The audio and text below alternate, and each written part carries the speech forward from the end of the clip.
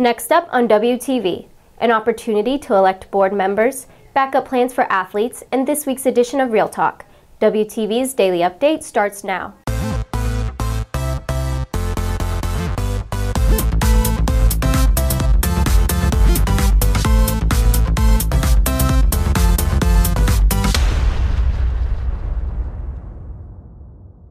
Good morning, Red Hawk Nation. Today is Friday, May 4th, and I'm Caitlyn Kleibert with another daily update brought to you by Wingspan TV. Voters have the opportunity to shape the future of Frisco ISD in Saturday's election. WTV's Riley Franksey has the story. Early voting is over, and now voters have one last chance to head to the polls on Saturday to vote in this year's Frisco ISD election. Each board member is elected to 3-year terms with 2 seats on the ballot this year. John Class is running for place 6, with Renee Archambault and Linda McConnell competing for place 7. Requirements for voting include being a Frisco ISD resident and a registered voter. Voting locations include the Little Elm Recreation Center, Frisco Fire Station No. 7, Frisco Fire Station No. 4, and Griffin Middle School, along with Collin County Preston Ridge, Frisco Fire Station No. 8, Hunt Middle School, and Moss Middle School. More information can be found on the Frisco ISD website under the Departments and Board of Trustees tabs. For WTV, I'm Riley Franksey.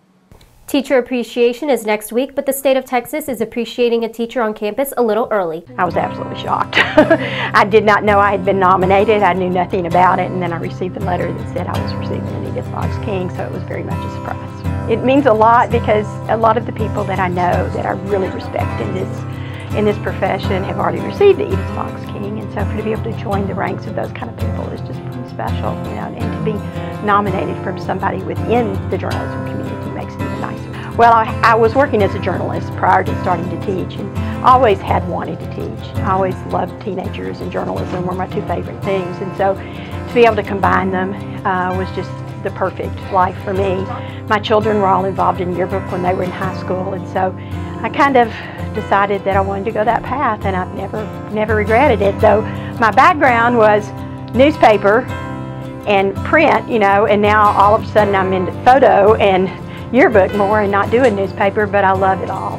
Because I think we need to raise a generation of media consumers, not necessarily a generation of journalists, because we can't all be journalists, but we all need to learn to consume the media responsibly and not let them tell us what to think and what to do, but to learn to listen to facts and decide for ourselves. And so that's always been my goal, is to help students learn to communicate themselves, but also to understand the communicators out there. Just lucky to be teaching in this district with these students that, just embrace the whole idea of what we're doing and love to tell stories. And that's what's so important about what we do.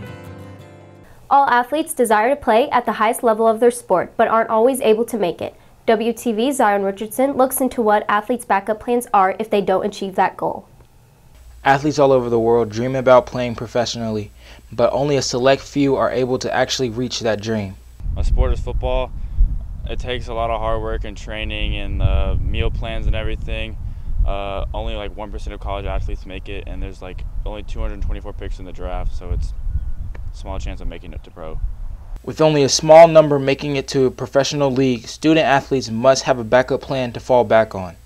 I'll make it to the NBA. My backup plan would be something with sports, so like a sports broadcaster, like a coach or something like that, just because I like the game of basketball. Coaches also have an influence in how they inform their athletes about the reality of playing pro and having a backup plan. I definitely encourage Plan B because, you have 0.001% of high school basketball players actually make it to the league. So you definitely want to aim for the stars and stuff, but by the same token, though, just make sure that, get your grades, get your degree, go play overseas, do something else, but keep trying to play as far as you can. But at the end of the day, though, you have to be realistic about your expectations. So I definitely encourage it, but have a backup. Reporting for WTV, I'm Zion Richardson. Here's WTV's Maddie D'Addario with today's Sports Minute featuring quarterback Mitchell Miller. I'm Mitchell Miller. I'm a junior and I play football and baseball. What are the sports you played as a kid? I played football, baseball, basketball, and soccer. Who was the president during the Civil War? Abraham Lincoln. What do you like most about your sport? Physicality. Are you more of a cat person or a dog person? Dog person. What is a quarter of 100? 25. What's your favorite quote? Let me think.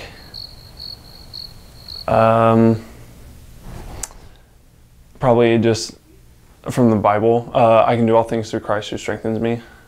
Favorite movie genre and why? Probably action, just because they're fun to watch. How do you think the team will do in your upcoming season? I think we'll do fine. We have a lot of guys coming back from varsity last year, and we're learning a lot of new stuff over the spring, so I think we have a good shot for next year. Whether it's a fight with a parent or a disagreement with a friend, teens face conflict on a regular basis. But what's the best way to resolve these conflicts? WTV's Remy Williams hits the halls to get students' opinions.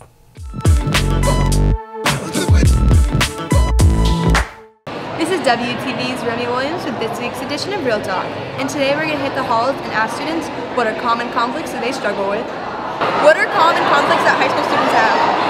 Probably just schoolwork and like home life or stress or conflict with friends. How do you resolve those conflicts? Just like talking it out and trying to find the best solution. Staying on task, and guessing and talking and being on their phones.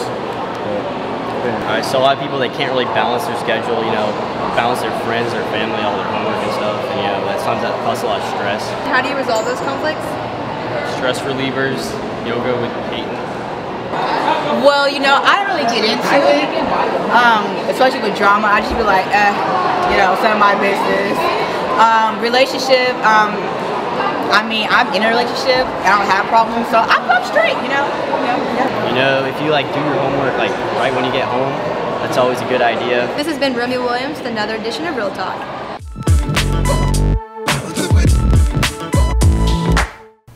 If you're looking for more from Wingspan, you can follow us at Liberty Wingspan on Twitter, Instagram, and Facebook, or visit our award-winning website, libertywingspan.com. WTV's Neha Paramala brings you today's announcements. There's a limited number of yearbooks available for $75 at www.smart-pay.com. AP testing begins May 7th. The AP Chemistry exam begins at 8 and the AP Psychology exam begins at 12.